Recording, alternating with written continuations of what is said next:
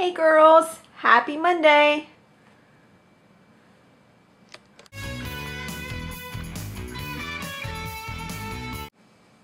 I won't sing the song that never ends, but now that I've mentioned it, it's probably in your head anyway, so whoops.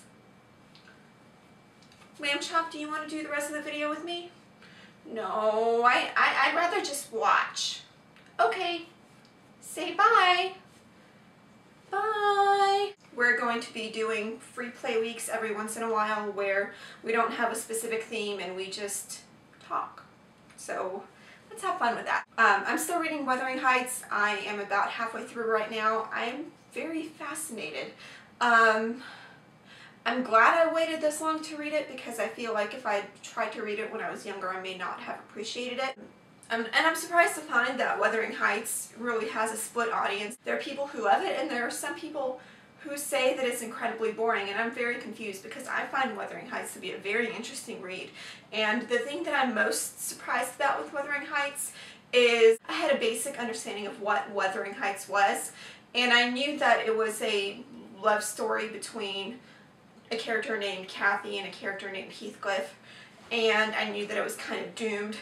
But I didn't know much more beyond that in terms of the plot or in terms of the way it's written, and I was very surprised about the point of view that Bronte chose to tell the story.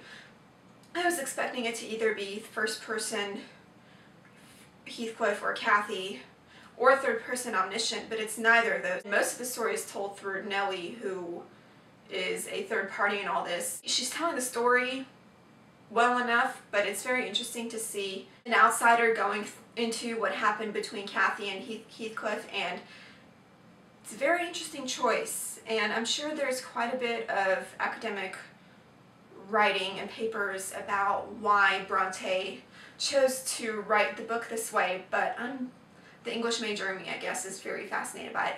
Girls, if any of you have read Wuthering Heights, tell me what you think about that, because it's a very unusual choice. So yeah, Danielle, I'm so excited that you're reading Hunger Games, and I'm hoping that, like me, you go through all 3 books very quickly because I really want to know what you think about Prim. Clearly you have a very good understanding of what Mary Sues are all about, so I want to know if you think that Prim is a Mary Sue. And in general, just tell us how you like the books as a whole, because I'm really psyched that you're reading them. I got the novella from Dan last week. He actually sent it to me on Thursday, so he said he'd have an extra day if I need it. I'm not sure yet. I've just briefly glanced at it, but I haven't had a chance to really read through the first chapter and think about the second chapter. So I am excited to get working on that. In other news, my sister and her husband went to Disney World a couple weeks ago, and I was really jealous that they got to go to the Wizarding World of Harry Potter, but they did bring me something back. They brought me the every flavor beans, and I thought that it would be fun to try some of them on camera, because they didn't believe me when I told them that they really are every flavor, that they really do the nasty flavors too. Let's try some beans.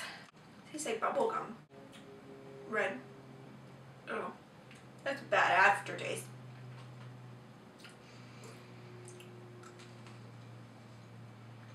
And cinnamon.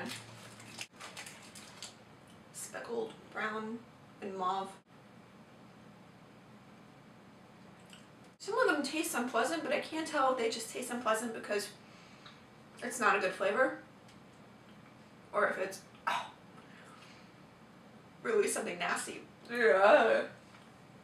That's not a good one. I don't know what it is.